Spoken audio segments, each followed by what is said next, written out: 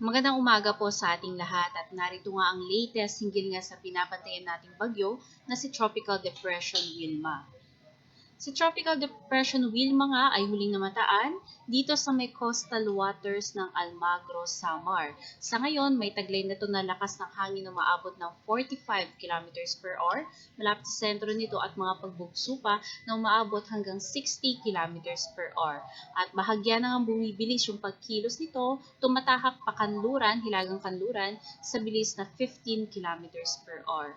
Sa nakikita nga natin sa animation natin, yung mga paulan mostly nga nandito pa rin sa may bahagi ng Bicol Region, dalangayan ng shear line na siyang nakaka-apekto din ngayon dito sa may Metro Manila, maging sa may bahagi ng Calabarzon, Marinduque at sa malaking bahagi ng Bicol Region. Patuloy pa rin nga yung pagbugso ng northeast monsoon na siya nagdadala ng magandang panahon, meron lamang mga pulo-pulo or mga light rains dito sa malaking bahagi ng Northern Luzon.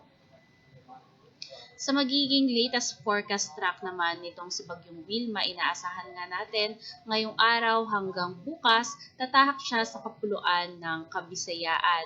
At pagsapit nga mamayang gabi o bukas ng madaling araw, maaari na itong makarating ng Sulusi na kung saan maaari na itong malusaw at maging isang low pressure area na lamang dahil sa epekto ng hanging amihan na siyang patuloy na nagpapahina nga dito kay Bagyong Wilma. Sa ngayon, nakataas pa rin nga yung ating wind signal number 1 sa may Sorsogon, Masbate, including Ticao at Burias Island, Romblon, southern portion ng Oriental Mindoro at southern portion ng Occidental Mindoro. Sa bahagi naman ng Visayas, kasama pa rin under signal number 1 ang Northern Samar, northern and central portions ng Eastern Samar, northern and central portions of Samar, Biliran, northern portion ng Leyte, northern portion ng Cebu including Bantayan Islands, at northern portion ng Negros Occidental. Under wind signal number 1 din ang central and eastern portion ng Iloilo, Capiz, Aklan, northern and central portions ng Antique including Caluya Islands. Muli, patuloy pong mag-iingat yung ating mga kababayan sa malaking bahagi ng Visayas, maging dito nga sa may mangilan-ngilang bahagi ng Bicol Region at Mimaropa sa mga pagbugso na malalakas ng hangin pa rin ngayong araw.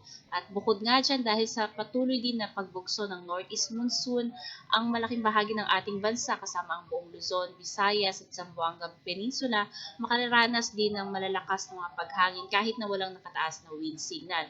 Kaya patuloy po ang pag-iingat po sa ating lahat.